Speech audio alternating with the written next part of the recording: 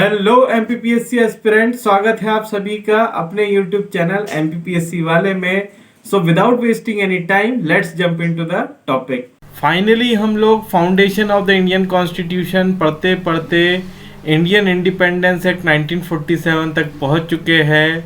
The Indian independence act of 1947 On February 20, 1947, the British Prime Minister Clement Attlee declared that the British rule in India would end by June 30, 1948. Britain के प्रधानमंत्री Clement एटली एक ऐतिहासिक घोषणा करते हैं 20 फरवरी 1947 को कि ब्रिटेन भारत में जो उसने कॉलोनी स्थापित करके रखी है उसे 30 जून 1948 के पहले छोड़ देगा, यानी भारत को 30 जून 1948 के पहले आज़ादी प्राप्त हो जाएगी। अब हम पढ़ेंगे कुछ इसके इम्पोर्टेंट फीचर।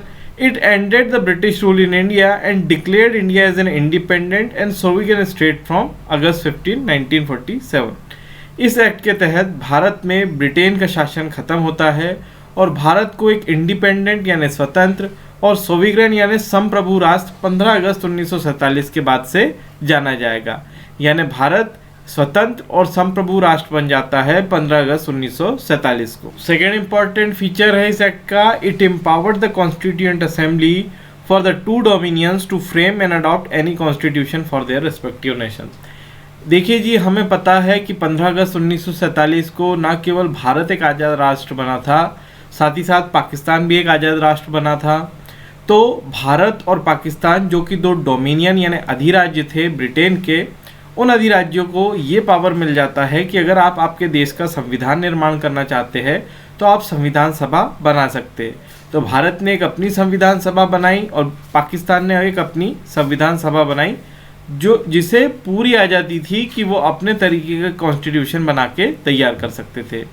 तो भारत की कॉन्स्टिट्यूएंट असेंबली यानी संविधान सभा ने अपने हिसाब से कॉन्स्टिट्यूशन बनाया और पाकिस्तान की कॉन्स्टिट्यूएंट असेंबली यानी संविधान सभा ने अपने हिसाब से कॉन्स्टिट्यूशन बनाया। थर्ड इंपॉर्टेंट फीचर है इस एक्ट का, it abolish the office of the secretary of state for India and viceroy for. इस एक्ट के मुताबिक भारत में जो सेक्रेटरी ऑफ स्टेट का ऑफिस होता था उसे भी खत्म किया गया।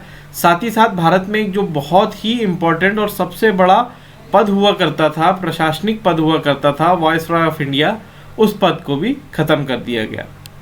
फोर्थ इंपॉर्टेंट फीचर है, it granted freedom to the Indian princely states either to join dominion or of India or dominion of Pakistan or to remain independent. इस एक्ट के मुताबिक भारत की जो देसी रियासतें थी उन पर से ब्रिटेन ने अपना कंट्रोल हटा लिया और उनके सामने एक तरीके से 3 ऑप्शन दे दिए गए कि वो या तो भारत संघ को ज्वाइन कर सकते हैं, या तो पाकिस्तान संघ को ज्वाइन कर सकते हैं, या इंडिपेंडेंट रह सकते हैं यानी स्वतंत्र रूप से रह सकते हैं। लेकिन ज़्यादातर देसी रियासतों ने ये फैसला लिया कि हम भारत के साथ ज्वाइन करेंगे और कुछ देसी रियासतों का ये फैसला हुआ कि हम पाकिस्तान के साथ ज्वाइन करेंगे। लास्ट इंपॉर्टेंट फीचर है, it proclaimed the lapse of British paramountcy over the Indian princely state from August 15, 1947।